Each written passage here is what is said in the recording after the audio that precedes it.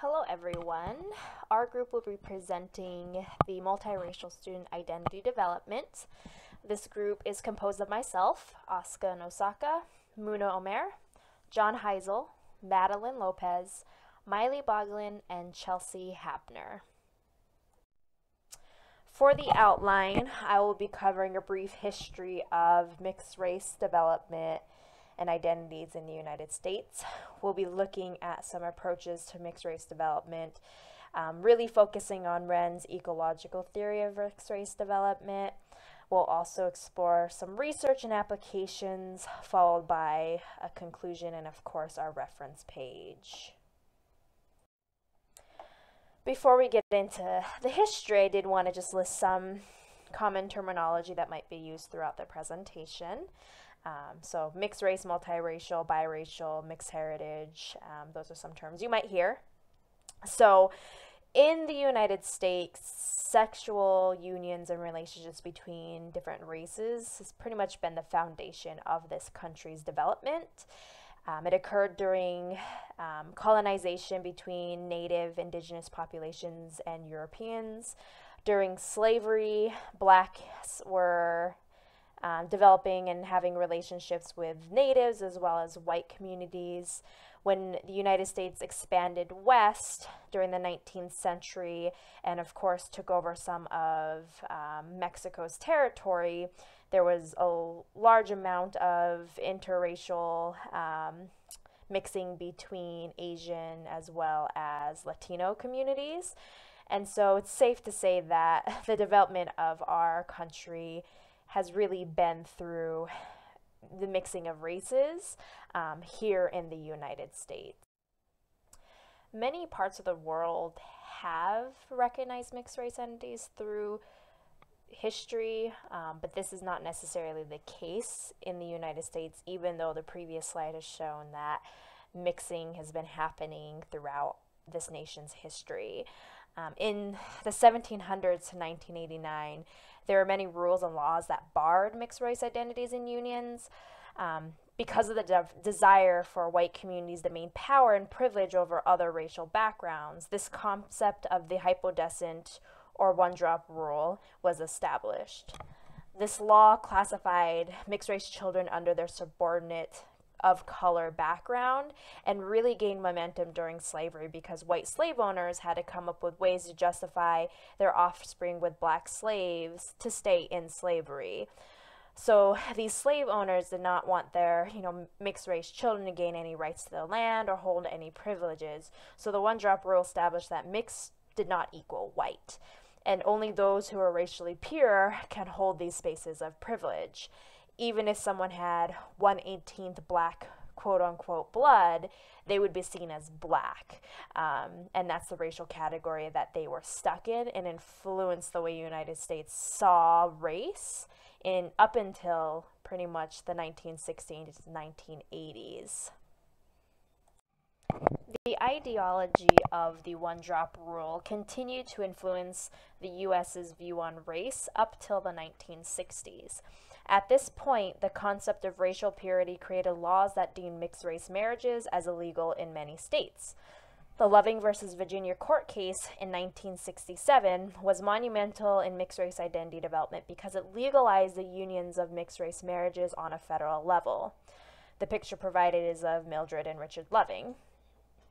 Even though Loving versus Virginia legalized mixed-race marriages, rules of hypodescence continue to apply towards the classification of mixed-race children in the United States. Up until 1989, mixed-race children were assigned to their racial identity of the minority or of color parent. Another major event that has helped push for the recognition of multiracial identities and numbers was the 2000 census.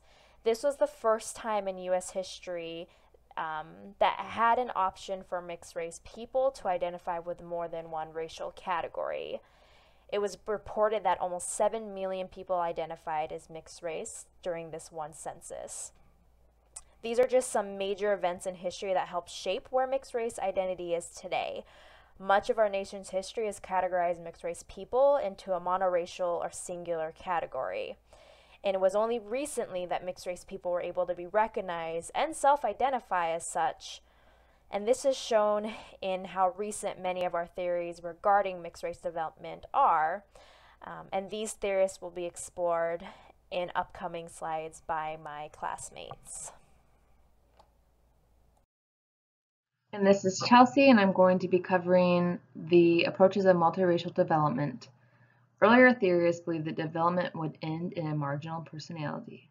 Multiracial individuals are often characterized as confused, distraught, and unable to fit anywhere in the American racial landscape. Furthermore, development of these individuals was viewed as an internal conflict and not something that was influenced by the environment. Stage theories are one of the approaches we discussed in our book, where they only suggest two endpoints in multiracial development, either assimilation to white culture or the individual identifies as biracial, drawing from both aspects of their heritage. Several of these theories incorporated an immersion-like stage, strong emotional content, and greater self-awareness and self-appreciation were very often the endpoints. Criticisms on these theories are that they work best with monoracial individuals because multiracial development is much more complex and has a lot more pieces at play. Here are some examples for your reference.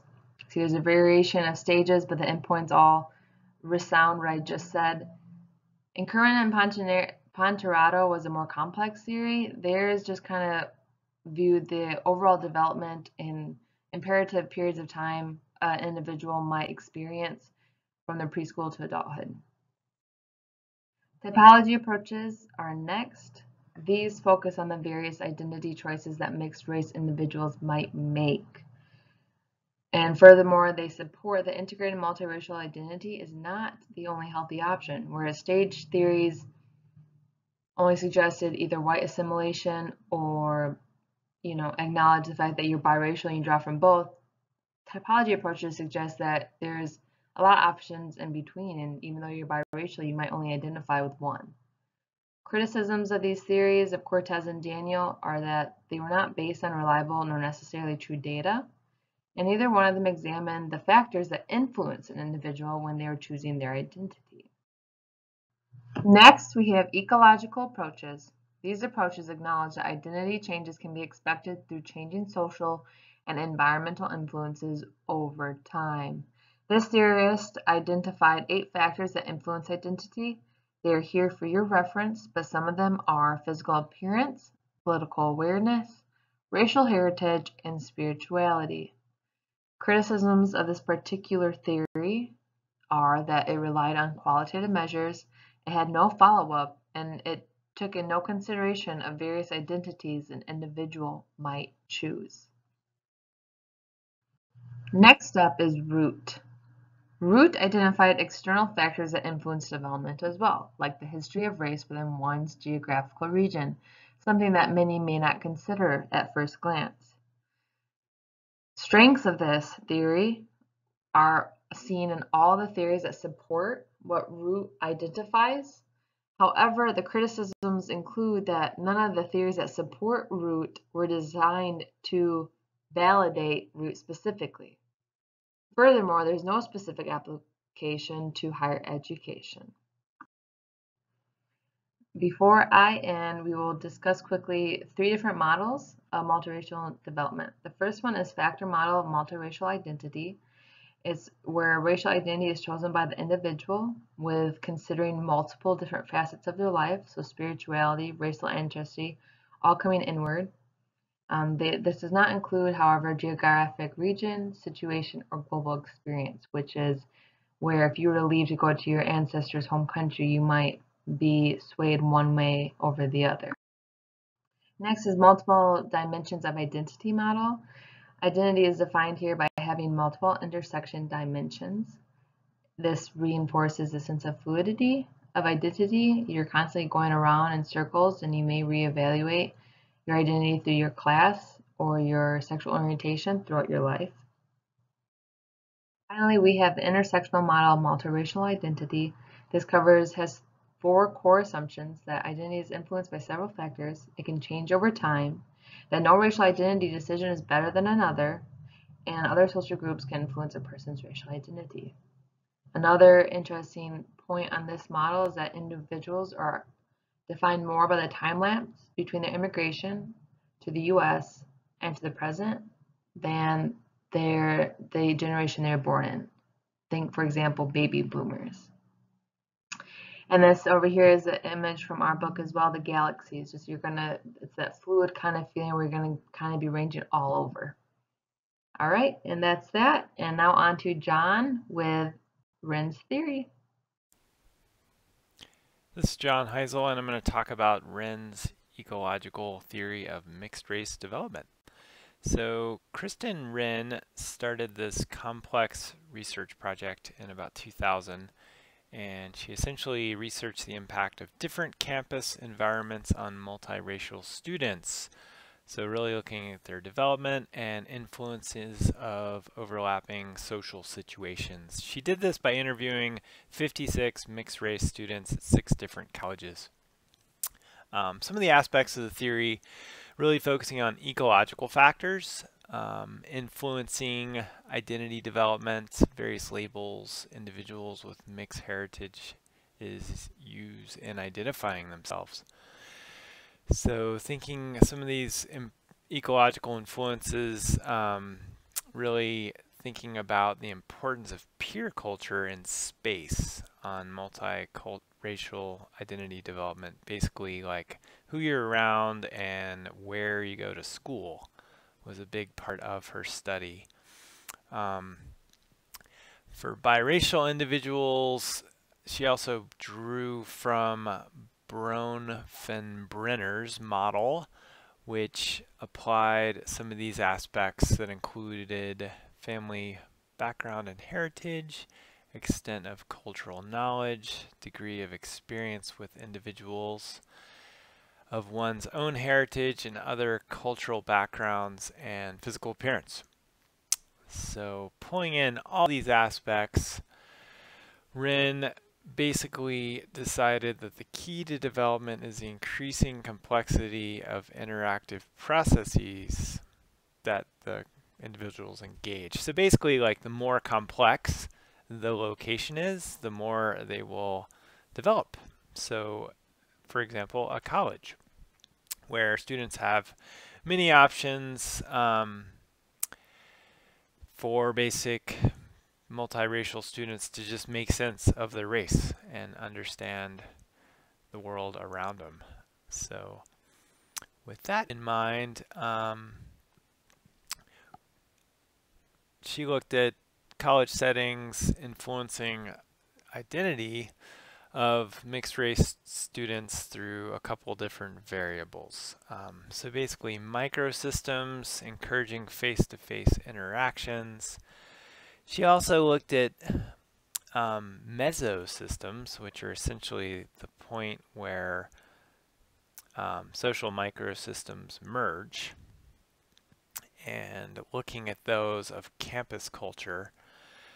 As well, she looked at the exosystem, so that's what's affecting students' awareness of their racial identity, so outside of the system, and as well looking at just general aspects of the macro system, like the larger system, that were influential in students' development. So really looking at a social science perspective, looking at all different aspects of multiracial students' development.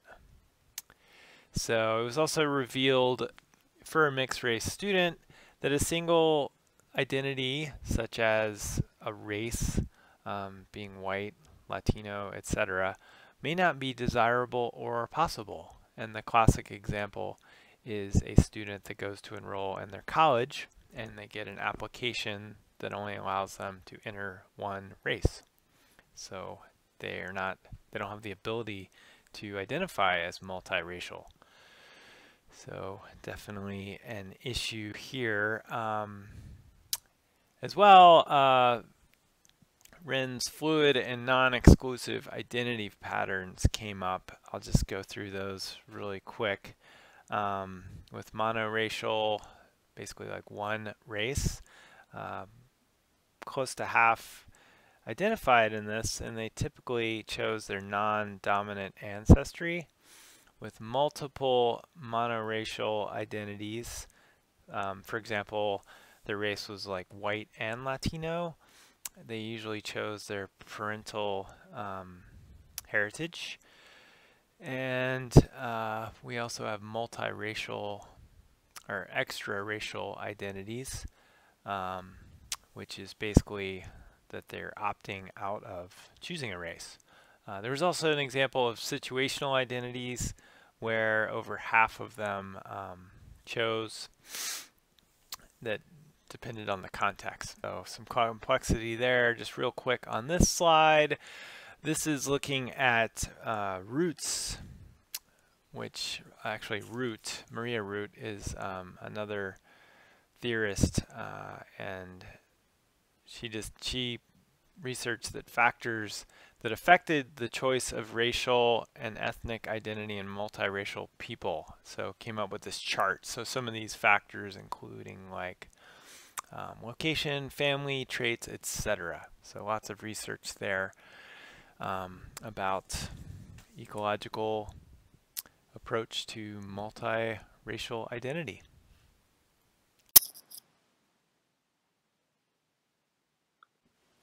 Thanks, John. My name is Madeline Lopez, and next we will be taking a deeper look at what research has to say about Renn's ecological theory of mixed-race identity development.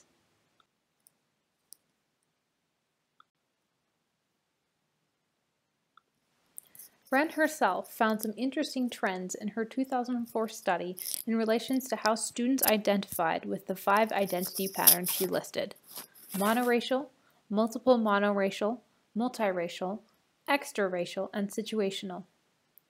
Women, on average, identified with more patterns than men. Women identified with 3.03 out of the 5, and men 2.10 out of the 5. Men were more likely to select only one monoracial identity. Students with both parents of colors were less likely to identify monoracially, select multiple monoracial identities, and much more likely to select situational identities. Students with one white parent and one black parent were less likely to select an extraracial identity, which Renn believes is due to peer pressure to select a monoracial identity.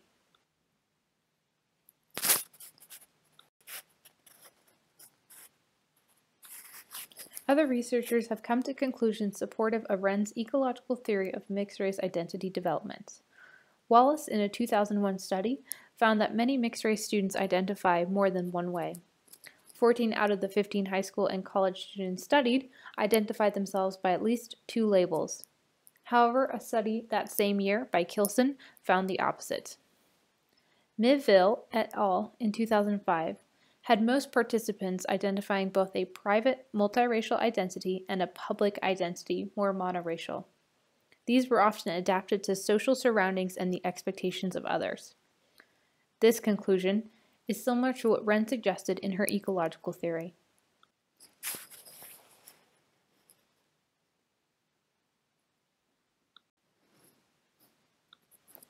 Miville et al. Also identified similar factors influencing mixed-race identity development, including significant others, specific environments, and important development time periods of the individual's life.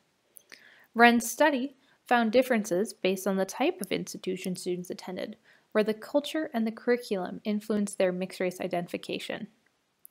Back in 1996, Finney and Alpuria, when they surveyed 47 mixed-race students at 2 California state universities, found that students with one white parent were more likely to identify monoracially as white on a majority white campus than an ethnically diverse one.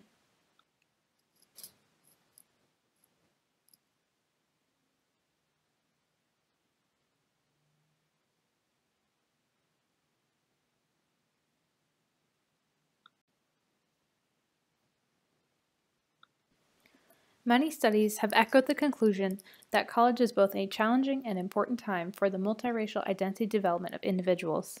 In 1996, Twine found that the political racial environment of UC Berkeley at the time pressured multiracial students of Black ancestry to maintain Black identity and solidarity.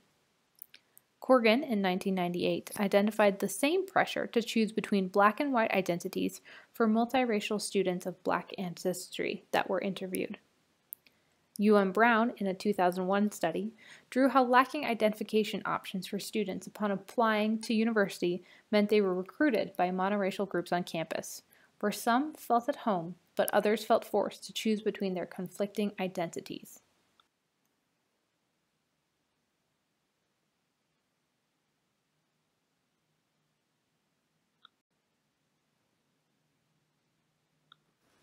To expand on that, Wallace, in her 2003 study, explained how cultural legitimacy and loyalty were the important factors in the acceptance of multiracial individuals by others, which in turn continued to shape their identity development throughout college.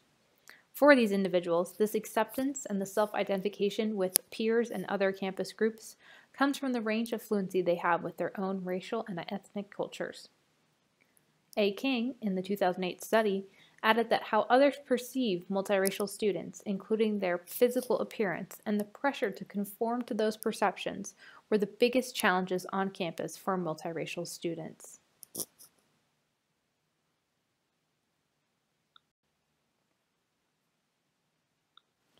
However, going to college for mixed-race students is not all about the challenges. There are also opportunities for their identity development. In 2001, Brown did find that college experiences helped multiracial students to reflect on their own racial and ethnic identities. They reported graduating feeling more certain or aware of who they were. Several studies have also highlighted the importance of providing a space for mixed-race students to get together, explore their identities, and the experiences they have being mixed-race individuals on a college campus. Renn said herself in her 2003 publication on page 400, "The ability to move freely between and among academic and social microsystem enhance students' degrees of exploration of multiple identity patterns, including the option not to identify along racial lines." Thank you very much. On to Miley with applications of mixed-race identities development theory.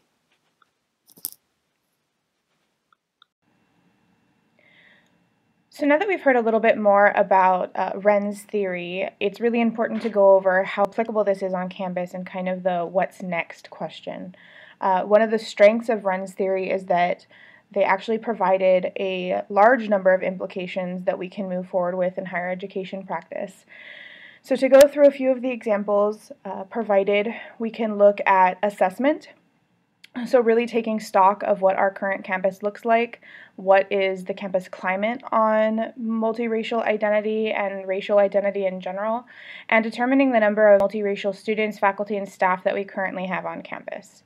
Additionally, we can look at policy, so making sure we're collecting relevant data and what our policies are on data collection. One of the ways that we can do this is by ensuring that we have more checkboxes, so to speak, for people to self-identify for themselves of what racial identity that they have, not requiring people to fall into a duality or into a if I am this, I can't be this question. The next application for Renn's theory is in programming. So we could really take a look at the types of programs we have on campus and ensuring that we have multiracial programming. Some of what this can look like, and an easier way to look at it is really embedding it into what our campus already has. So for example, ensuring that we have a student group or a club that would be available for multiracial identifying students so that they have a community on campus. We could make sure that we are creating focus groups that pull from a multiracial identifying group to ensure that they have some voice on campus and in policy change and in programming. And we can also ensure that we have event programming that is available for multiracial identifying students. So for example, if we just finished Black History Month, one of the things that could have been done would be to ensure that we had mixed race or multiracial speakers or programming that was on campus that allowed students who maybe identified as Black but also identified as multiracial, to have some visibility on campus during that month. Next, we can move on to structural diversity. So really ensuring that there's visibility on campus, and that you're allowing these students, faculty, and staff to have voice. One of the ways that we can do this is ensure that we are hiring a diverse population for our faculty and staff and making sure that they are visible for our students, and in turn creating curriculum for multiracial identifying students, so making sure that we're building it into what we're teaching in our social science classes, visibility for students in the sciences, and kind of going along with that is ensuring that we have dynamic group discussions where students can discuss their identities in general, which allows a platform for multiracial identifying students to discuss. And then just encourage boundary crossing, so encouraging students to collaborate and talk to each other and move outside their comfort zones and kind of learn from each other. So it's really important to ensure that overall that students have visibility and voice on campus and that they're able to identify how they choose.